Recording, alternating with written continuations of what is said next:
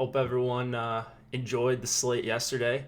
It is October 16th. We got a nice Wednesday slate. First time this season that we've got a few games to talk about. So 6 games here tonight. I like these mid-sized slates. Last night did not go as planned, but we're back at it again. Nolan, how you doing? What's going on? Just trying to recover from getting off of Vancouver. What was it? I guess Vancouver won. Last year they were 1 or 2. The Pedersen line that dominated. Kind of had a dominant, I think it was the second period there, that figuratively and literally put me to bed. So, yeah, it didn't work out for me yesterday, but like I told you before the show, I got my Slump Buster Taylor Hall jersey on. So I think good things are going to happen tonight for at least some of us. So I'm looking forward to this slate. How about you? I like it. Yeah, I'm excited to break this one down with you because there's a lot of different places you can go tonight. So a few lines sticking out with me. I'm hoping we're on the same page for a lot of it. Lots of good stuff. I was heavy on Van 1 last night. I was telling you before the show, but just couldn't cashed a lot of lineups, but just couldn't break into that top rank. Did not have enough Edler and Riley. It's my downfall. Yeah. I'm watching some people in chat. They're pegging me as a Natty Light guy. What do you think about that? You know what Natty Light is in Canada, right? No. You don't know what it is? Natty Light? That's like Natural Light, the beer? Right? Yeah. That's what they're pegging me as, that kind of guy. I don't know whether to take that as a compliment or what, but that's not my drink of choice, actually. We've talked about this kind of stuff on the baseball show. But it looks like a bunch of people are here already. So enough with the beer talk. I see some positive chatter going on in YouTube chat. I think it's going to be a good day. Nice. Before we get started, of course, we're going to look at lineup study, FC Pro's lineup study. Also want to mention Yahoo Daily Fantasy Sports. They are the presenting sponsor of the NHL DFS strategy show at Osmo.com. Our own Seth last night took down the $12 for $200 top prize. Tonight it's a little bit bigger, so yeah. Seth should have waited a day to take it down. But $500 up top. I think it was the $500 today.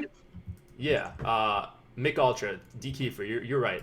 $500 to first for the $12. A little bit top heavier of a payout, but still the lower management fee, much lower than what you're going to see elsewhere. Especially when you're talking about DraftKings and FanDuel, still $300 to third place.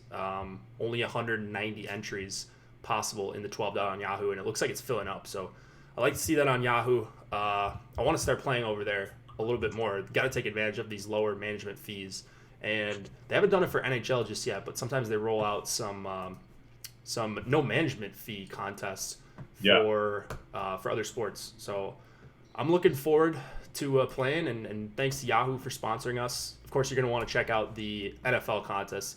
Huge contest they're offering every week. Week 7 is no different. $250K baller, $25K to first. Nice flat payout structure, $25K to first.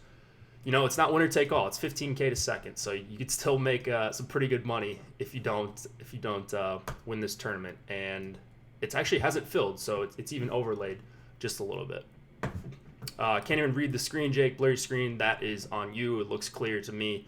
You're going to want to check the settings little icon on your YouTube channel and upgrade the resolution. So looks clear to me. I'm sure it looks clear to Nolan.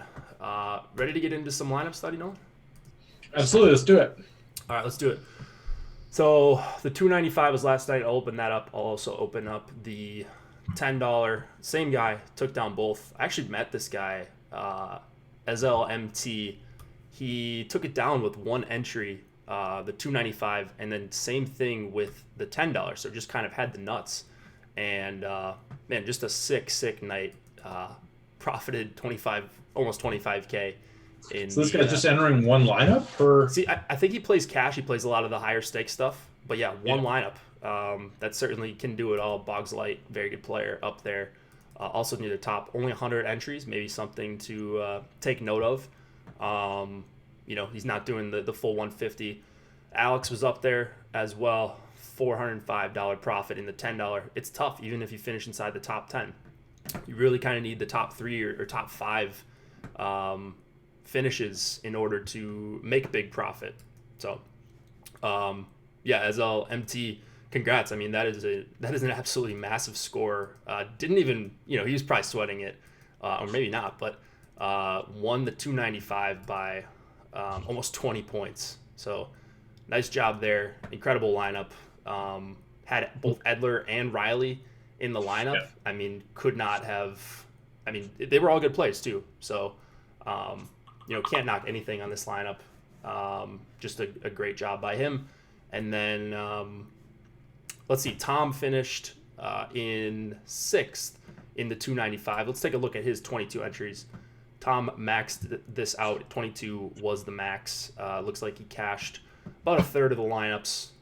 His top lineup was Elias Pettersson, JT Miller, and Brock Besser. So he had the Vancouver 1 stack with Thatcher Demko, who picked up the win. And then Alex Edler, Morgan Riley. Pretty good combo there for D. That was the nut combo you kind of needed to compete in a lot of these tournaments. Again, shifting to the 3-2-1, Martin Nikish.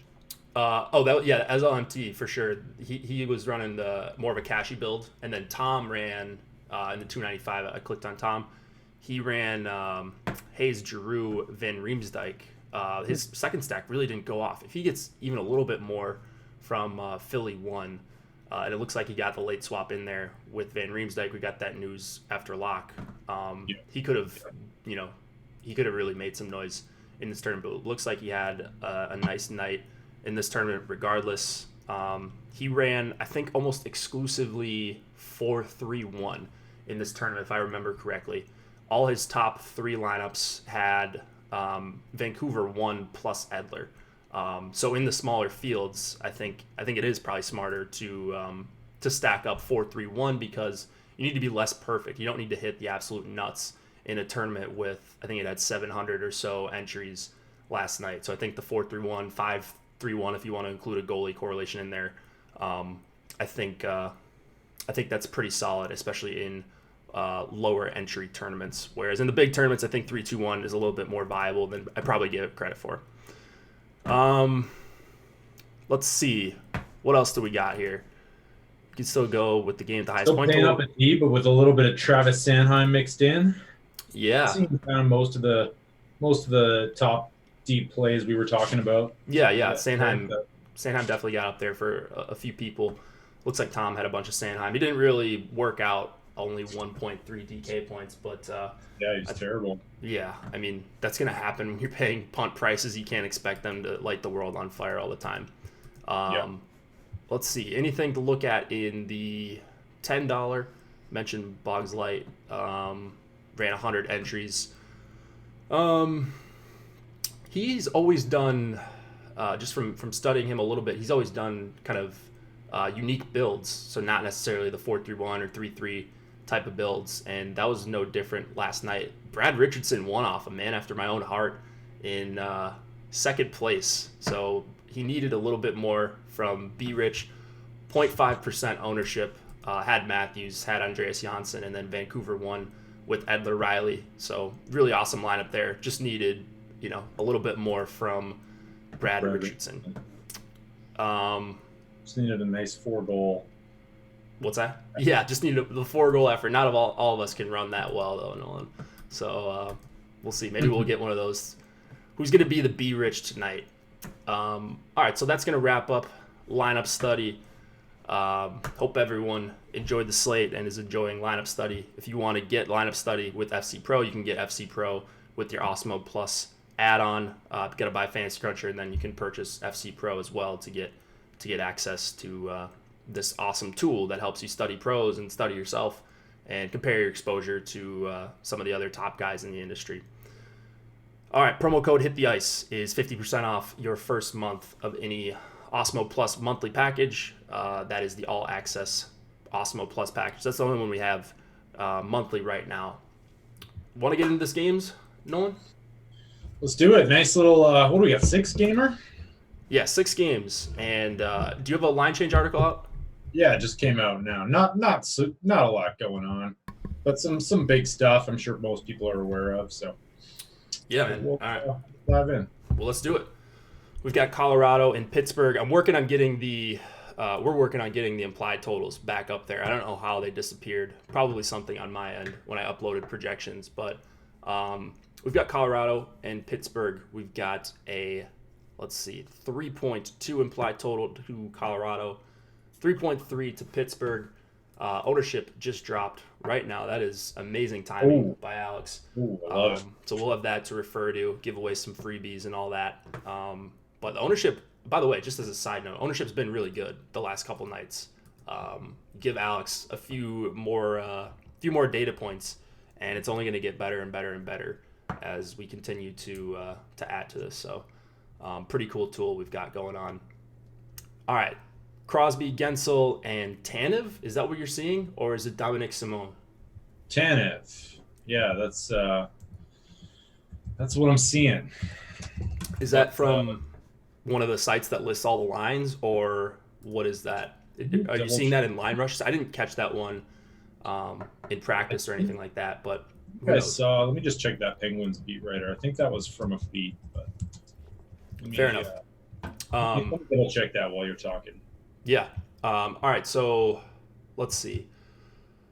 McCann, Cahoon, Hornquist is expected to be the second line. Dominic Simone expected to drop down to the third line, I guess. But Pitt is going to be one that I'm going to be concerned about at 6:30 Eastern. I hope there are some line changes. I hope it's not what DFO has, because then us and the people that are watching this will be able to make those swaps and get correct line combinations.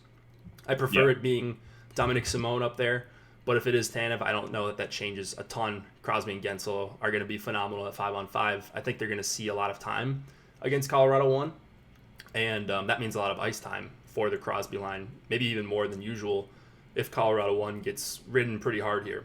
So I really like Pitt 1. They're one of my favorite lines on the night. Just going to make sure it is Tanev instead of Dominic Simone, so check back in Slack later. Let's see. McKinnon, Landeskog, and Rantanen, pretty expensive tonight, but I'm not getting to a ton of them. I thought I would get to more of them just because Pitt is a pretty good matchup with how shallow they are down the middle. It's basically Crosby, and now you don't have a ton of other lines to worry about with no Malkin there. But Pittsburgh being at home, I think I give Pitt 1 a little bit of a boost up here. Top power play time for Gensel and Crosby.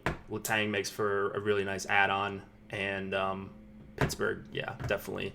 I think you just know kind of where the scoring is going to come from, at least you would think, with Crosby essentially being the guy that carries all their offense at this point. Yeah, 100%. And I'll take a look into that. I thought I saw a tweet earlier. I did this like a few hours ago, and I can't remember. I can't find the tweet again. So, but Left Wing Lock and Daily Faceoff both have different things reported on that. So I can't remember if I saw, or maybe the tweet was from Daily Faceoff or something. But I can't find confirmation right now. But we'll post it in chat or post it in the article after. But we'll find out in Line Rushes anyways. It's a pretty easy swap if it does end up. Simone is 4,100, Tanev 3,600, so you can pretty easily go from one to the other. Yeah, I'm with you there. Like Pittsburgh 1, I think just that Crosby ice time is going to be out of control tonight. Colorado plays a pretty fast, up-tempo game. Looks like we have a pretty high total for Pittsburgh 1 here as well.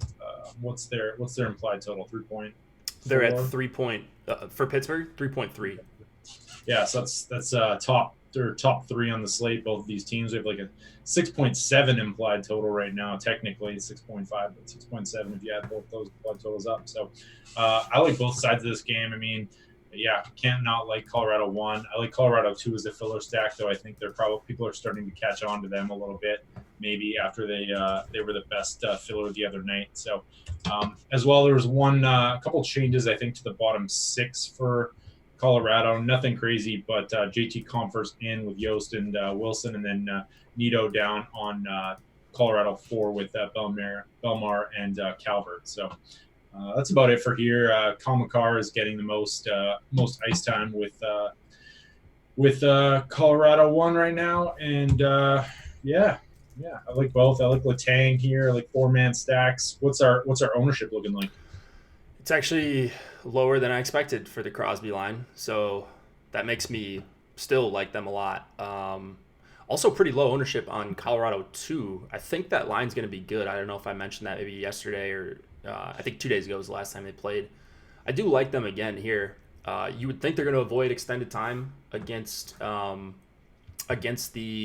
Crosby line, and that's always a good thing.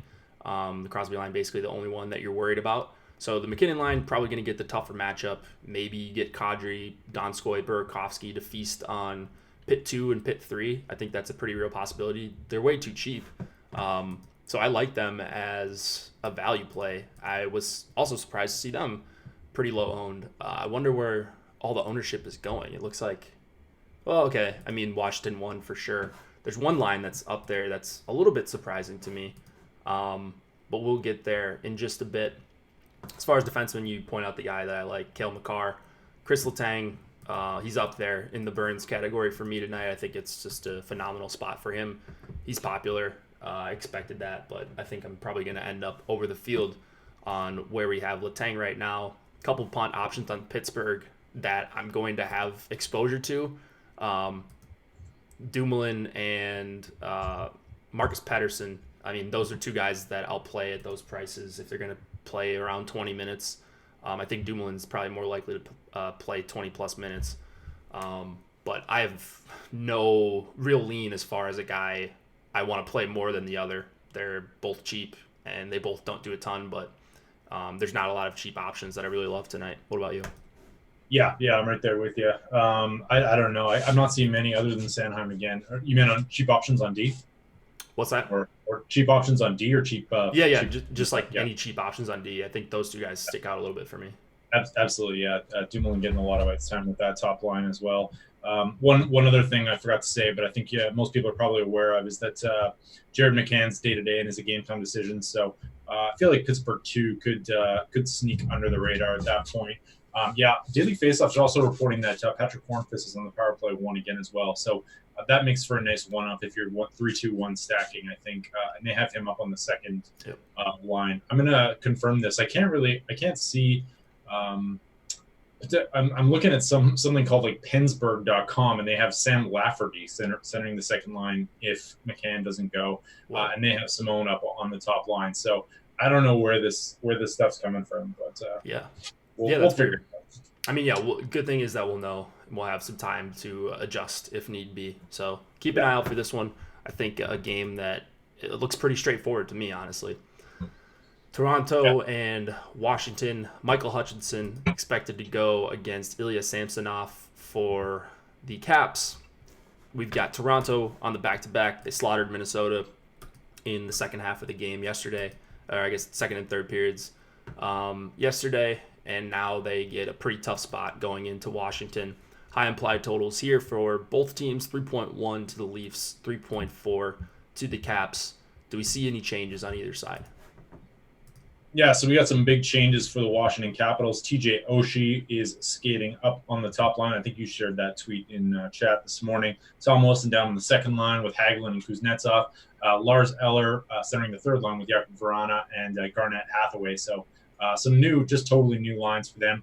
One thing I did notice out of the Washington side of things is that Orlov and Gudas are getting a lot of ice time with the top unit, and that's another punt play that I do like in defense. Though Orlov's price is getting higher and higher. He played 23 minutes last game, so that's getting up there for me. Same with Gudas; he's at 3,700 on DraftKings, but also 23 minutes. So not bad prices considering you're getting guys playing a lot of time with the top unit with pretty explosive offense against a pretty poor defensive team.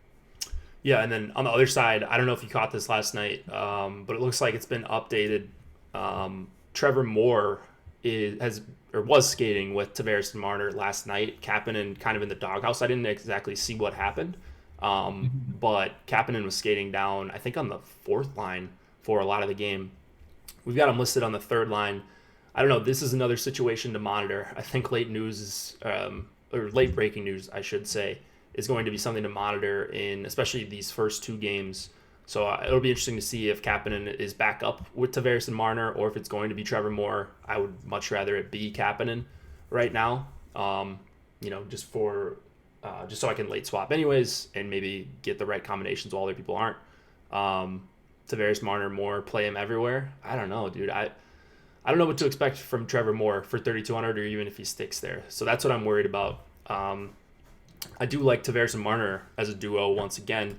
Tavares finally broke through, but the shots on goal aren't there. I don't exactly know what's going on. It seems like he looks fine to me when I've watched the few Leafs games that I have. Again, I don't have the greatest eye for actually knowing about hockey, so I just defer to other people on that. But it looks like he has been creating quality chances. I don't think anything's wrong with him. Marner, same thing, 3 assists last night. And then the real story of last night was Morgan Riley, 4 second period assists, assisted on every goal. So kind of a tough one. If you weren't on him, he was pretty popular. I think he'll probably be pretty popular tonight. Yeah, it looks like 17% we've got him at right now. That's a little bit too high for me, but I understand that if you are going to either of the top 2 lines and you wanted to pair a defenseman, like he is the very clear option for either the Tavares or the Matthews line. So I get it, but I don't think I'm going to be there with 17% ownership on Riley. Yeah, I think that's probably right. Like, there's, he's losing a little bit of that offensive upside just due to like Barry being there as well, I think. But it's a good spot, up against. I'm assuming this is going to be a pretty high event game, but yeah, I don't know. Like, I'm going to have some shares tonight. I feel like the problem is the ownership, but you've also just got a lot of other great plays on this slate, like Chris Letang for 61 and Brent Burns and Carlson we'll get to. So there's just a lot of other good options that at that ownership, I think I'd rather probably pivot to something a little less owned, but there's nothing wrong with Morgan Riley at $5,900 on DraftKings. Yeah, for sure. Fine price for him in a pretty decent matchup. And again, correlates to both lines, so you like that. For the Caps side, the new line changes make it pretty easy for me. I just want to play Caps 1 or pretty much nothing here. I don't like Hagelin and Wilson flanking Kuznetsov. I don't know that really sets up Kuznetsov for success for DFS. I don't know exactly how the line matching is going to go here, or even if there will be line matching. So I'm just kind of playing this one straight up. Backstrom, Ovi, and Oshie, I think, pretty good case to be the number 1 line of the night. Right now, they're not my number 1, but they're in the top 3 for me. Just an absurdly good spot for Ovechkin, back-to-back for the Leafs, backup goalie. Hutchinson expected to go. Or you're getting Freddie Anderson on a back-to-back on a quick turnaround. So Washington 1. I don't know how you don't play Ovechkin here. If you're playing cash games, seems like a spot where he's going to have like double-digit shot attempts, I think, at the very least, unless for whatever reason Washington just can't generate. But I think they're going to be able to carry play here pretty well. Yeah, and now you've got full power play, 1 correlation on that line as well. Feel free to throw in Carlson. I think if you're looking for something maybe a little contrarian, maybe a little bit, maybe not, because people do stack their goalies, but throwing Samsonov in as well with your Washington 1 combos, he's probably not going to get much ownership because people assume that Toronto's going to score a lot of goals, but it's still a high upside spot. Toronto fires a lot of pucks. Washington, not great at shot suppression as well. Like, Samsonov's just looked really good so far. I think he's a .950 save percentage. He was one of the top goaltending prospects in the entire NHL heading into this year. So it's possible even sooner or later that he's the number 1 in Washington as well. So I don't mind that as a pivot. I haven't checked his ownership yet, but I'm guessing it's not super high. Let's see where Samsonov is at. Hey, one thing as well we didn't talk about that I was remiss last night. I feel like we should have been on adding Mrazek as one of our goalies. Why is that? This is hindsight, just because like his ownership is about 5%. He wasn't confirmed, and Fair. He was in a pretty good spot where he had a chance at a win, and people just won't roster him because they're not going to be up that late on the off chance that like he wasn't starting or something, right? That's fair. Yeah, I think those are good points. I just didn't think it was that great of a spot for shot volume, and I was proven very wrong. I think the Kings had 17 shots on goal in the first period. And I was watching the game too. Like Mrazek, I watched the first period before Vancouver went nuts, and I closed the laptop and went to bed. But I saw. I mean, LA looked decent. It was weird to see them look good against a good team. I don't know. Maybe they're not going to be as bad as I thought. So maybe maybe Bobby Boom's been onto something in our Slack. The Not King's watching Homer. car chases, right? Yeah, exactly, exactly. So maybe he'll Hey, actually. Samsonov, 3% ownership. Yeah. That's pretty So good. I was just gonna mention that too. Low ownership. I like the call on correlating, especially. Pretty reasonable price for a guy that is going to see volume. He is a home favorite too, and people will see the implied total, and they'll kind of like for whatever reason. You kind of like when there's higher implied totals against these goalies, especially with the new scoring, because that means they're probably going to get a lot of shot volume. Chance of the 35-point bonus makes them a little bit safer, assuming they don't get pulled right away. So I like Samsonov. I like that call for 7,800. Petty and Yeah, chat. there's What's up, just there's Petty? not a lot of projection. Like we have him predicted for 12.17 DK points. That's like middle of the pack, which isn't bad. It's not John Gibson, but we'll take it. Yep, I like it. All right, I like that you mentioned Carlson as well. He's up there for me in the Letang tier, not quite as high. I like Letang just a little bit more, but it's really close between those two guys and Burns for their respective prices. And I feel like I'm going to be off. Like I usually really like to like Washington 2 and Washington 3 as filler stacks, depending on the matchup. But I don't know if I like these lines too much. It's kind of Yeah, gross. I can't. Yeah, I can't really recommend either of Washington 2 or 3. I agree. I don't really love them much. Dallas, Columbus, Ben Bishop, Eunice Corpusalo, $7,900 for Bishop, 76 for Corpusalo. Do they do live before lock for hockey? This is it. We combine the strategy show and live before lock all into one. Give it a little bit of a shelf life for people getting home from work or whatever. But no, we don't do live before lock for NHL. That will be reserved for NBA, which is something you guys should check out. And maybe be on the lookout for some sort of early bird promo code for Osmo Plus NBA packages, because we've got a really good team. Josh, Adam, shit my money, as you guys know, the newest 100,000 air playing in NFL DFS. Got Alex, of course, putting in the work behind the scenes. And I'm forgetting a bunch of other guys. Fast Eddie Fear, EMAC does some NBA work as well. So would definitely want to check out the NBA packages if you haven't already. So right here, we've got a pretty low implied total in this game. Pulling it up right now, it looks like a 5.5 total, pretty much split down the middle. 2.75 for Dallas, 2.75 for Columbus. Do you think this is going to be a game people ignore? Because at first I thought that would be the case.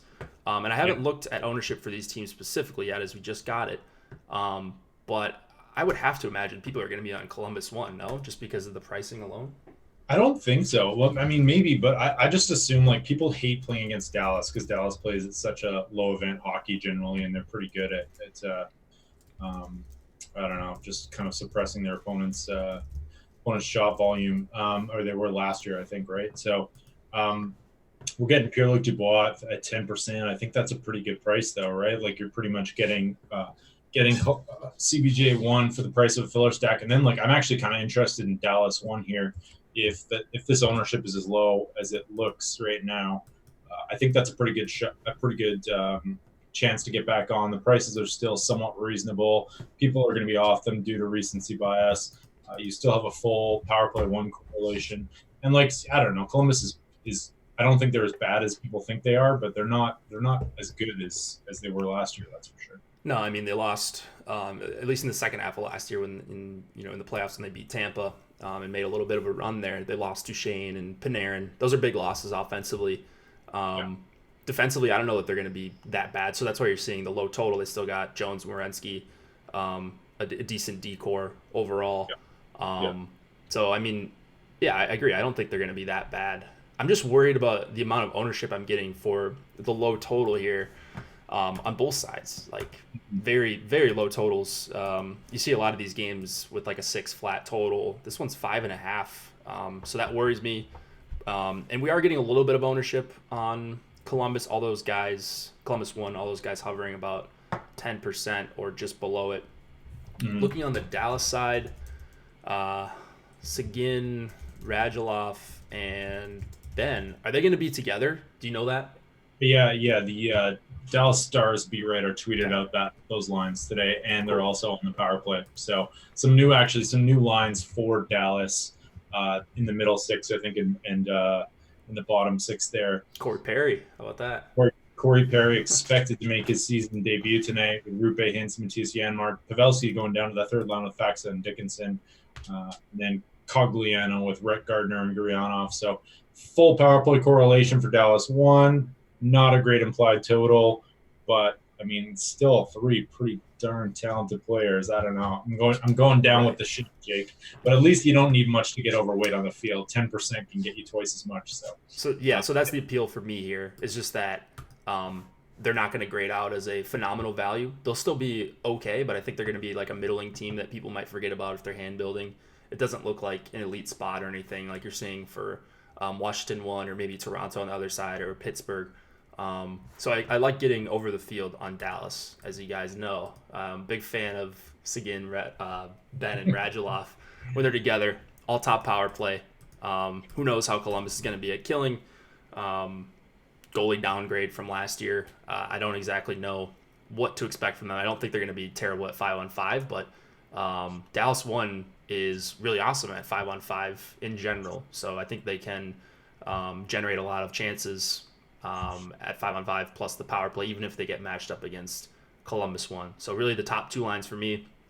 Want to mention, I like when I'm running 3-2-1, I'm playing around with some more 3-2-1 builds. I'm getting some Bjorkstrand Foligno 2-mans, and I think that's I actually don't mind that. They're playing with Wenberg, but the guy never shoots. So if you're getting a Columbus 2 goal here or a couple goals, like the chances are, yeah, you might miss out on a couple assists from Wenberg if things go perfectly for him. But if that line scores a goal, it's going to be coming from Foligno or Bjorkstrand the overwhelming majority of the time. So just wanted to mention those 2 guys as decent values on the Columbus side.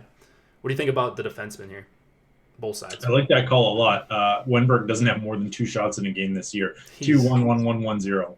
I'm surprised he even has 2, honestly. I'm surprised he's even put up a 2 spot. It's pretty amazing, actually. Yeah. You have to try it, but he will pop the odd assist. So, but you're right with the new scoring. It's like if you're not shooting, that's the exact kind. That's what the 3-2-1 stack is built for. You pop in a little Kasha, and all of a sudden you got yourself to make things up a nice 3-2-1 with the top line. Yeah, there you go.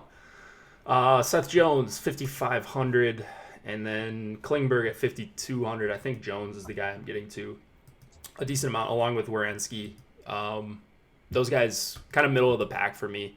Werenski the better value at 4,200.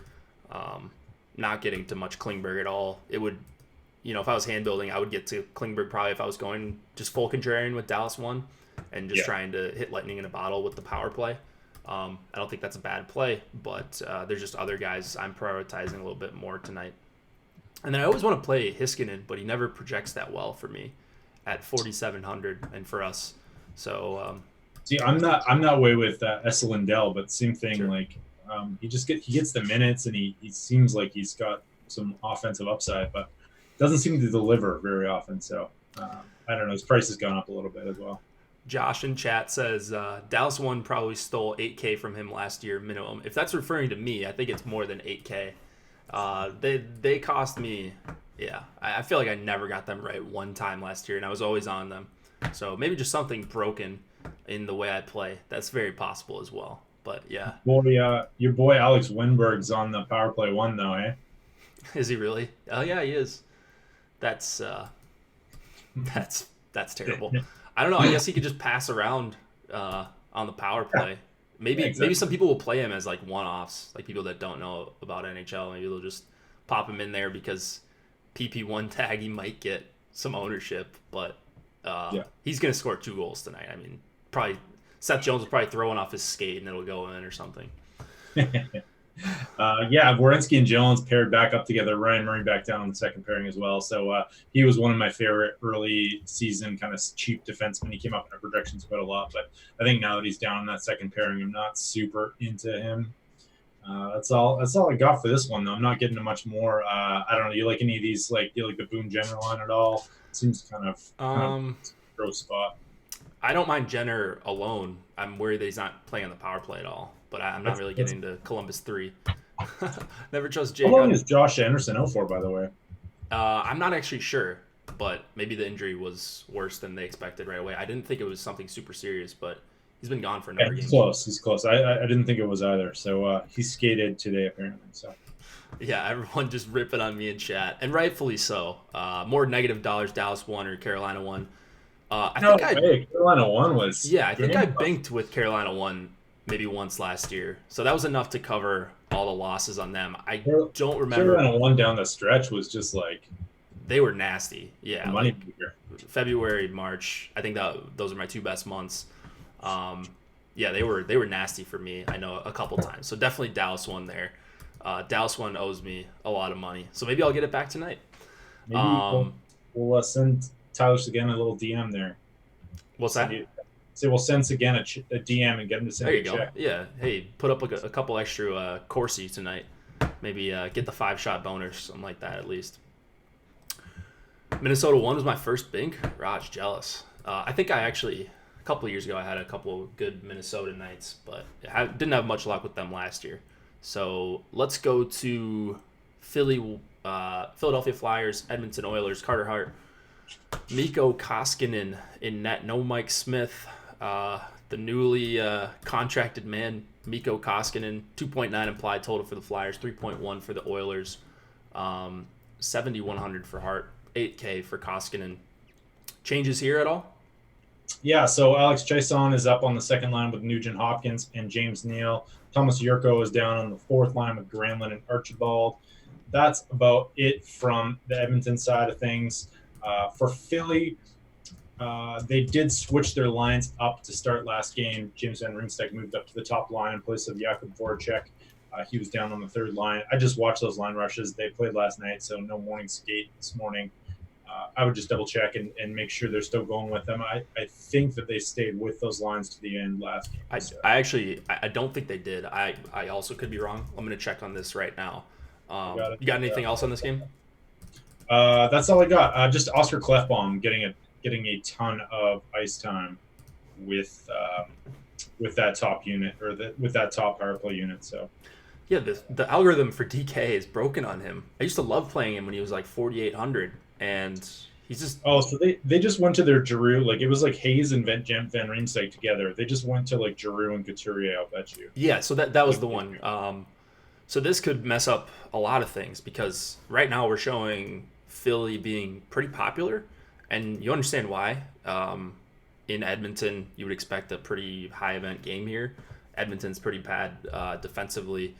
I mean, this is a spot where I don't exactly know what I'm going to do. If Couturier is with Giroux, I would absolutely love that line. If it was Couturier, Giroux. I don't think they'll start out like that, though. I think this is like a third period situation like you see with Dallas sometimes where they just like put everyone together when they're down or when they're like that kind of thing. So, I mean, it's possible. We haven't seen this year from Philly, though, right? We haven't seen. So we've saw Hayes with Giroux and Voracek, but we haven't seen like the big three together. We haven't seen Couturier centering Giroux and Voracek. They haven't switched in game, is what I mean. Like they haven't not that I've seen, at least not for an extended period of time. We did see that at times last year, and that was really fun. So I hope they go back to that. I don't really know how to deal with Philadelphia tonight because if you just run with what we have, you're going to get a lot of Philadelphia 1 probably because they're just too cheap for the matchup, and probably even some Philly 2. I just don't have much confidence that we're going to see these lines at pregame. So that's my only issue here. I like the spot for Philadelphia. I would guess whoever McDavid, or I should say, the McDavid line is probably going to be avoiding Couturier, so who goes up against. So I think Couturier, you're probably safe with him regardless. It's just a matter of who do you pair him with. So maybe what I do is play a bunch of Philly 2 and then swap down if we see some different lines. It looks like Konechny's a little bit more expensive than Giroux, Van Riemsdyk, and Voracek.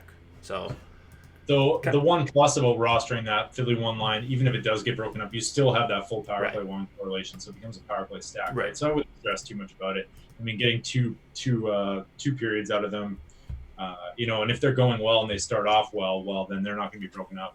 more than likely, right? So right. Or if they get a lead, even if it's not they're probably going to play. Exactly. It's probably not something you need to worry about. If they haven't scored by the third period, then you're dead anyways. Yeah, you're dead anyways, right? So, I always care about how lines start off, but like things happen during the game and guys are going to get broken up. But if you start off hot, if that line generates a goal, there's a good chance it sticks together. So, we'll see. I'm going to have a bunch of Philadelphia. It's probably going to involve a lot of late swapping. And again, maybe I just risk it and play Couturier, Konechny, Lindblom, and then move some shares over if we actually see these lines in pregame skate. Any chance you guys could do a quick cash build at the end? Ovechkin, John Gibson, I don't even know. Who? Kasha? Yeah, Kasha is a great cash game play. Maybe we could do that. If we have time at the end, sure. Anyone besides McDavid, Draisaitl, Kashin, where do they rank for you tonight? Amongst the top stacks, I should say. Because they're not very high for me. No, I guess they'd be like right there with everyone else. I don't know. They had a 35% 5-on-5 ice time share together last game. They're on the power play one. They seem to be flying. They're probably going to deploy them. Do you think that they'll deploy them to avoid Couturier? It would be smart if they did. Couturier's been outrageously good this season. Yeah. You're getting them at half the ownership of Washington one, which is the other kind of highly priced stack of the night that's over, or Colorado one. Sorry, half the ownership of Washington one, and what's probably similar to Colorado one. I'd probably rather go Colorado one or Pittsburgh one. And Washington one, but then they're like right there, and I got no problem with them 2-1. Yeah, I think if I play when I play Edmonton tonight, I guess I'm going to play some of them. I don't have a ton of them, but when I do, I'm going to try to full stack it as best I can, or go some sort of power play stack with McDavid, Draisaitl, and James Neal. Maybe you could make a group somehow to play when you play McDavid to play at least a couple of Draisaitl, Neal, Kashin. Someone like that, or even throwing. I don't know. I kind of also like just throwing Cassian on there as well, because he doesn't seem to get taken off that line, and he's getting 1/3 the ownership of those other guys, right? Right. So I think that's perfectly in play as well. And he can run into a goal playing with McDavid. He could run into a multi-point game, and if he's going to be half the ownership of McDavid, all of a sudden, if you're playing the full stack, you don't have to go crazy to be getting an edge on the field playing a chalky player in McDavid. So. McDavid's so expensive. I get McDavid one-off is going to come up for a lot of people because raw points-wise, he's fantastic. But, if he has a big game and you kind of need him for 8,200 here, his line mates, I have to think, are going to get involved. If he has a 3-point game, he doesn't often score multiple goals in a game. He's more of a distributor. Even though he can score, he's amazing in a lot of facets of the game. I feel like you should just handcuff him and Draisaitl together at the very least, and even consider playing Kashin with them. And Clefbaum too, I think is a good add on that. There you go. Perfect. Are you getting much Clefbaum tonight? He's kind of 6,100, I think, on DK. Man, he wasn't. No, I only got 3% of him. I think that needs to come up a little bit because right now I'm getting too much of the cheap guys. I would like to pay up for a defenseman. I think there's a lot of good spots. We mentioned Burns, Letang. Carlson. I'm also getting a bunch of Gostisbehere, but that's inflated from last year's stats. He's only playing 16, 17 minutes a game, so you're essentially playing him for the power play one. I hate just doing that with guys, but the price keeps coming down too to reflect that. So shooting this year either. No, he's not at all. And maybe it's just because he's not playing with the top Philadelphia lines, so he just doesn't have as many opportunities to shoot. I don't know exactly what's going on there. Overall, is the number one defenseman on that team now, and he's just getting a ton of minutes, and he's been being deployed with both of those top two lines at a pretty high clip. Yep. So that's the issue. I mean, just why don't they just play Provorov on the top power play? Maybe they just feel that Gostisbehere is better. I obviously don't know a ton about actual hockey, but I mean, it makes sense. I feel like Gostisbehere is probably a better puck mover, but sure. Provorov probably get a better shot. That'd be my guess. Fair enough. I want to get more Clefbaum though. I'm only, like I mentioned, only at 3%, but I think I should be higher on him because he makes for an excellent addition with McDavid, Draisaitl, Kassian. If you're trying to really spend up with Edmonton 1. Yeah. Buffalo, Anaheim, Carter Hutton going up against John Gibson. It is expected to be Hutton. He is not confirmed yet. I think he's likely to go, though. You mentioned Andre Kasha. Getzlaf listed on the second line. That's really their top line, I think, Getzlaf with Kasha and Maxime Comtois. Pretty good top 6 for the Ducks here. Do we see anything different on either side? I didn't notice anything. Did you? No, I'm looking at it right now. I didn't notice anything throughout the day. And this all looks pretty much status quo for both teams. So this one's no a pretty tweets from the Ducks beats. So I don't know. You never know when they could change things. Right. Their beats aren't very reliable. Didn't see anything on Daily Faceoff or Left Wing Lock as well. So. Right. Would you, man? That second unit with Getzlaf, Comtois, Andre Kasha, and Lindholm seems like their top power play to me. So I wouldn't worry about the PP2 tags there for those guys. I think it's going to be a pretty even split, and they would probably start off the power plays if I had to guess. I wish they would just stack it up with Raquel and Silverberg, Getzlaf, Kasha, and one of the D-men, but that's not what they have. About a 60-40 split, I think, generally. Fair. But I don't know. Their power plays are all over the place, though. Do you like so we both like Anaheim's second line. It's listed right here, Getzlaf, Kasha. I'm going to include Max Comtois, though, at 3,100. That line is way too cheap. I really, really like this line. The one thing you worry about is just they go up against Eichel, Olofsson, and Reinhart, but that line hasn't been great at 5-on-5. They've been pretty low event, actually. Again, keep getting bailed out on the power play. Teams just, they've been awesome on the power play, so that's part of what you're paying for in Buffalo 1. But I don't think it's a great matchup for Buffalo 1. I really prefer the Ducks here. Mm-hmm. Yeah, the Buffalo's been really good defensively to start this season too, though, right? So they're in their top. I think they're allowing like the second least amount of high danger chances and scoring chances. I mean, it's a pretty small sample. Both of these teams, though, kind of playing pretty defensive brand of hockey. I'm right there with you, though. I do think like no one is owning Buffalo 1 tonight, so that's like that entire Buffalo 1 line is going to be like 1 or 2% or something ridiculous. So I think if you need a contrarian stack in tournaments, it's not the worst idea, but certainly not a very good spot. Pretty low implied total. I don't know. Strange. It's kind of like one of those, like you're just hoping for something strange to happen, I guess, and certainly that can happen. But I'm leaning towards like low total game, and I like your take on there, and I'm too there. I think that's a pretty cheap stack that you can put in there. Pair them up with Gibson, even though he's our highest owned goalie of the night, but he's one of the best values on the slate too. How nervous are you if you are full fading Buffalo in 150 lineups? I don't think I'm going to full fade them.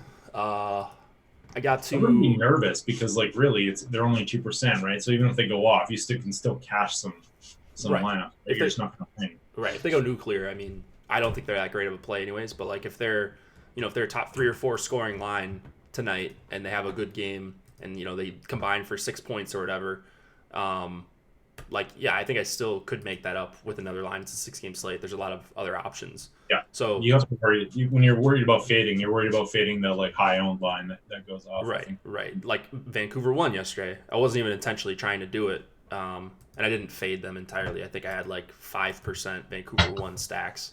So I felt like a fish because I like them, but whatever. It is what it is. Sometimes things change after lock. Or last minute when you're scrambling with news and stuff. So Anaheim 2, the Getzlaf line is my favorite one here, at least the one I'm going to have the most exposure to. We'll get in a few shares of Buffalo 1 right now. I have 3%, so whatever. Classic hedge move there. Not even trying to do that, but what about Henrique, Raquel, and Silverberg? It seems like a line I should like, but they're not really showing up all that much for me. Yeah, and they're priced up a little bit. It's not like they're super cheap. They're and this game they have like a 2.4 or 5 implied total, so it's not like it's not like they're expected to light the world on fire. I'd much prefer them at this price in a matchup where their implied total is a little bit higher, maybe 3 goals or something like that, and then you're in a situation where there's just more offensive upside. I don't know, but I mean, you can't really argue. I think the talent's there. That's a reasonable price. And they're not going to get ownership, so I certainly don't hate that call. Yeah, I mean, Josh in chat, got to get this win. Also, in Premium Psych, also says makes a lot more sense to me to get over the field with super low owned and productive line. Well, okay, a couple of issues with that, and I agree with that in general. The issue for me is they haven't been very productive at 5-on-5. Plus tonight, like, okay, if I'm getting over the field on Buffalo 1, like if I'm trying to double the field, let's see where are they at. I'll just go to Eichel quick. Eichel's 2.6, yeah. But it's Olofsson that you really get the advantage of. Right. I don't think Olofsson is under 1% owned. So that's exactly right. So let's say we want to play 5% of that line. I mean, that's great, and I think you can get to that. But the issue with that is every line that you put in that's Buffalo 1. Now you're getting one less lineup of Washington 1 or Pittsburgh 1 or one of the San Jose lines, if you like one of those, and I do. You can't fit them in with Colorado 1. So it's just the opportunity cost. Even though I will say, like, if I was to channel my inner Osimo here, sure, and get like the top stacks tool out of pretend top stacks tool, what do you think the odds Buffalo 1 is the top scoring line on the night? Like it's probably 5%. Yeah, it's probably higher than their ownership. So that's a good point. You guys are probably right on this. Maybe I'm being stubborn just because they haven't been good. No. I mean, like you're probably gonna end up being it. But I mean, I think more often than not, it's not going to work out here. But the question is, does it work out? Like you said, more than 5% of the time, right? Yeah. Or more than 2.6% of the time, if that's the total ownership of the stack. Percent. So that's a good way to put it. It looks like your Silverberg line's getting some ownership tonight, man. So I think I'm going to be off them. They're looking at about 10%. So weird. And it's not like one of those lines where someone's going to be left off. If you're playing Rackle and Silverberg, you're probably playing on rate too, which means like that entire line is probably going to be like, I don't know, 8-9% owned. That's a bit much for me. Matt thinks that that's a good point. I mean, they're a pretty good optimizer play. They're all on the power play. Listed as the top power play. I think it's, like you said, one of those situations where it's going to be pretty much split down the middle, or maybe 60-40.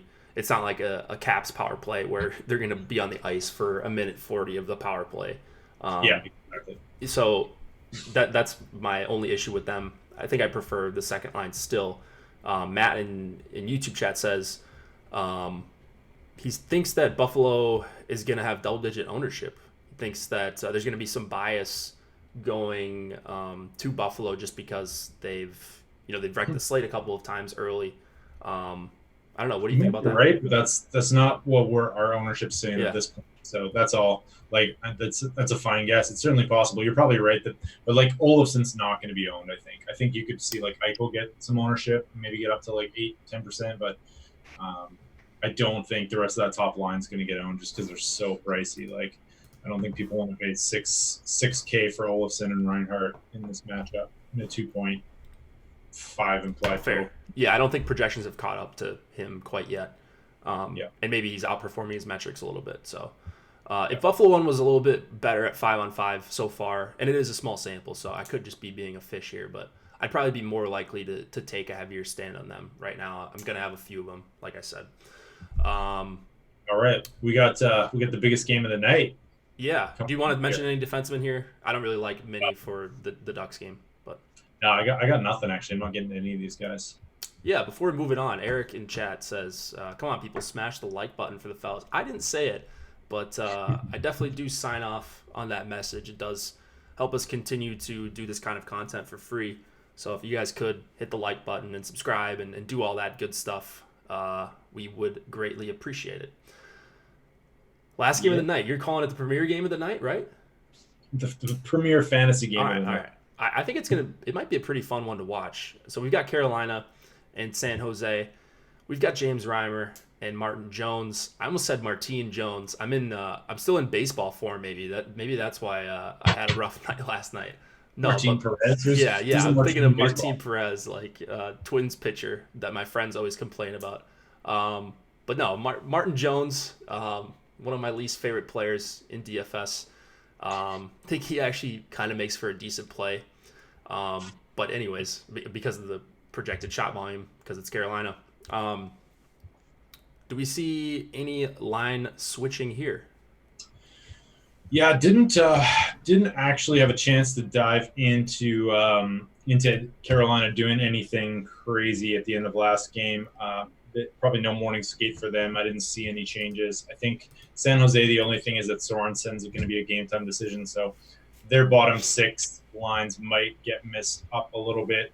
And then recently, it's looking a little bit like Carlson is playing a little bit more ice time with the hurdle line, and Burns and Vlasic are playing with the Couture line. But there's some mixed power play correlation there as well. So, you see anything that I might have missed? No, I think it looks pretty normal for both teams. The Sharks' top six looks pretty solid outside of Marleau. I know it's a fun story, but not great for DFS. But when you're playing with Couture and Timo Meier, I think you can be usable at the very least for cheap. I did notice though that Carolina 3 is getting a lot of run right now. I feel they should be, right. That's a good looking line. So yeah. So how much? How do you say his name? Nikash? Nikash? I think it's Nikash. One of the better prospects out there, I think, right? Yeah, I think he is kind of a guy that I've missed on early in the season. But I still think it's not too late to kind of jump on there. And Carolina 3, Hall is expensive relatively for a third line center at $5,500, but the line as a whole pretty affordable here. So yeah. I'm gonna kind of keep an eye on that line. I feel like that's one where you can target when people are not owning them on a slate, and they've always got that possibility of bearing a couple. Nikash has 5 points already this year, 2 goals, 3 assists. I noticed him in a lot of one-offs as well from the pros. And he had 52 points in 64 games for the Charlotte Checkers, former top first-round pick in 2017. So some definite pedigree there. Could see him move up the lineup sooner rather than later. In chat, ever so helpful YouTube chat, man. You guys have really brought it today. Nichas is what the pronunciation looks like. So appreciate that. That's always nice. We get help with pronunciation because this is not the show for perfect pronunciation. What do you like here outside of Carolina 3? Anything jump off the page to you? Well, I really like San Jose 1 and 2, specifically San Jose 2. I think is probably my personal favorite line of the night. I don't know. I just feel like a breakout's coming. That line is super cheap. That line has full power play correlation. Carolina on back-to-backs, solid implied total. Give me some Carolina or give me some San Jose 2 for sure. Yeah, I lean towards the second line. That being said, I absolutely love the spot for San Jose. Reimer and net makes a pretty big difference for me. Mrazek's played well recently, and even going back into last season and in the playoffs. People are talking about Aho. He's been pretty disappointing. I understand. I get it. But we also have Martin Jones in net on the other side, and we've got a line that's just, once again, last night they had another solid game. They weren't crazy in LA. But this is a team that I think is going to be pretty soft offensively in the Sharks. Bad goaltending, to say the least, they've had for years with Marty Jones and Aaron Dell. And, I think, there's a pretty decent chance you see Aaron Dell in this game, honestly, because it's Martin Jones. But I think Carolina 1, once again, does generate a ton of scoring chances. I'm going back to them. They're not my favorite line. Someone was saying they're waiting for me to say it was my favorite line. It's not my favorite line of the night, but they're going to be a top 10 overall stack for me easily. Maybe that's not a hot take at all. Actually, let me check on where they are for ownership. They have to be getting some ownership, right? Who's that? Carolina 1. Man, they're a little bit lower than I expected. I just figured, maybe recency bias. Maybe they're even lower than what we expect because they haven't gone off. But back-to-backs. Wait, Jason's saying I'm wrong. Whatever. It was helpful anyways in YouTube chat, better than what I was saying. How concerned are you about chalk on the San Jose side? I mean, I'm willing to eat that chalk. We're looking at probably about 10% for that line. So I don't know, good value stack, good spot. Like I'm cognizant of how I build my lineups. I think one of the things I've learned from watching watching some of the pros and people like you and Tom and Alex is like you can roster these lines, but just find like you got to find differentiation points within your constructions if you really like a line. So, for example, I probably won't pair San Jose 2 with Washington 1 without getting really contrarian elsewhere in my lineup.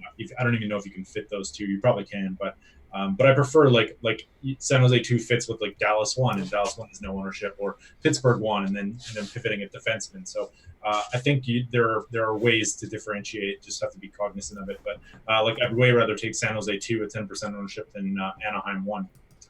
Just my personal opinion on that. But so yeah, I think I agree with you there. Just be cognizant, of what you're doing. If you're playing either of the San Jose lines, it makes it easier that it's not one stacked line. Like we're not seeing Hurdle with Couture and Meyer. I think then you'd be worried about ownership here. But I love both lines with a little bit of a lean towards San Jose too. Is the ownership that different between these two lines? Couture. I don't think so. I think maybe what you'll see is you're seeing Marleau. But yeah, so San Jose 2 is a little bit higher owned. Maybe it'll even out once I factor in ownership projections, because I do factor those in once I'm running crunches. But yeah, I really, really, really love this game. I think Aho scores here. Don't get mad at me if he doesn't, but we'll see. We'll see. There will be some angry people in Slack if one way or the other. The people who kept on in one more game, or the people that I'm calling a Martin Jones shutout. Man, so that's the thing too. It's like, Martin Jones is 8,100. He almost never should be, but if there ever is a spot, it's a spot where you expect him to see a lot of volume and being a home favorite, and a bad goalie on the other end too. So this is a spot where you could see him, winning the game 5-3, but he sees 37 shots or something like that. 38 shots, gets the 35 save bonus, and gets you a win, and has a good performance. So I'm actually playing a decent amount of Martin Jones in my non-Carolina stacks, which is terrifying. All right. Defenseman, Dougie going up against Burns, Carlson. Maybe throw Gardner into the mix there, Joel Edmondson. I don't know. There's a few options here. Who do you like the best?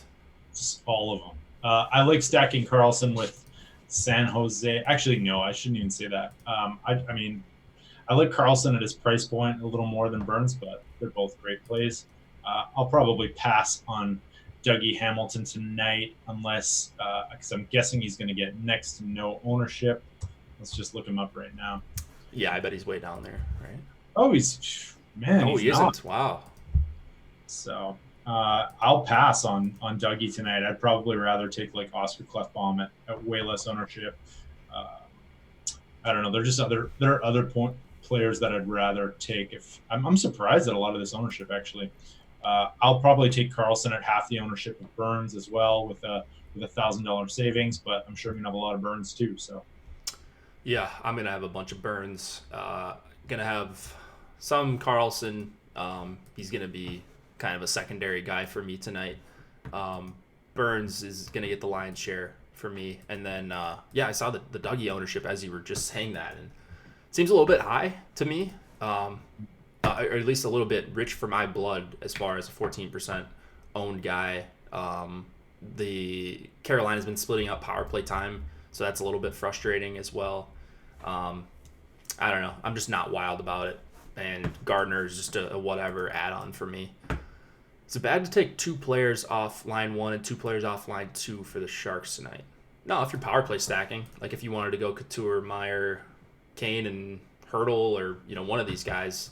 Probably saw that work pretty well last night with Toronto, right? When you have 2 good lines, like that's viable. If you're to take like Tavares, Marner, Matthews, and Janssen, and those guys are all in the power play 1, right? Yep. Yeah. So I mean, I agree. Like nothing wrong with the power play stack, especially on a shorter slate like this. Even though I don't end up doing it all that much. How do you not keep playing Carolina 1? People will give up on them, and then they'll go off, it seems like. So we'll see. I'm going to keep playing them. Their numbers are terrific, and it seems like a pretty good spot no matter which line they go up against. We shall see. What else do we have to pimp to the people here? We've got cheat sheets, ownership projections. Those are a premium feature. Premium Slack is also great, especially for tonight when we're waiting on some late news at 6:30 Eastern. So be around, or we'll at you in the channel. Yeah, I like that, Josh. Let's see, what else do we got? Power plays written by Vots today.